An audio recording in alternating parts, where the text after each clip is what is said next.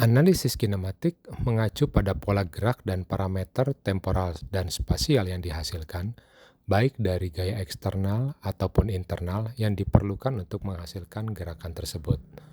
Pengukuran deskriptif temporal dan spasial ini adalah metode yang relatif sederhana dan terintegrasi untuk mengukur beberapa parameter gaya gerak.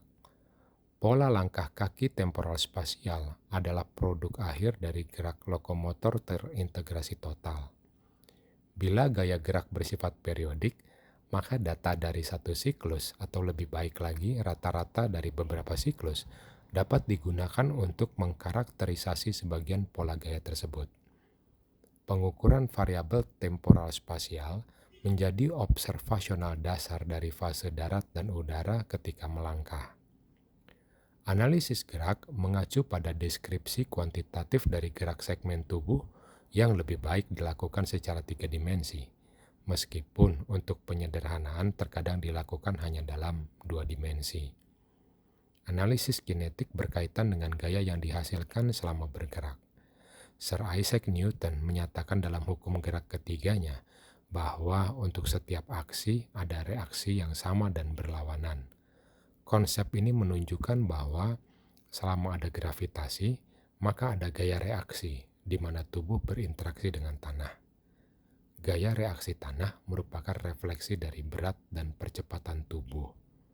Gaya ini dapat diuraikan menjadi serangkaian arah yang mudah, seperti 3 bidang planar, yaitu aksial, koronal, dan sagital. Gaya geser sagital terkadang disebut sebagai gaya dorong dan gaya pengereman. Gesekan bertanggung jawab atas pembentukan gaya geser. Pelat gaya adalah skala yang dapat mengukur gaya aksial seperti gaya ke bawah, serta gaya geser yang bekerja pada bidang lantai sekunder akibat gesekan. Analisis gaya gerak menjadi tambahan untuk pemeriksaan klinis dan studi diagnostik lain yang sesuai dalam pengelolaan masalah berjalan dan mobilitas.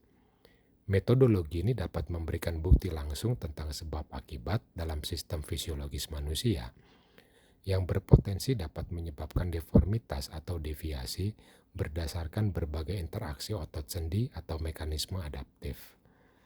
Analisis gaya ini sebagai uji diagnostik fungsional yang diperlukan untuk memandu pengembangan strategi intervensi pengobatan rasional pada pasien dengan berbagai disfungsi.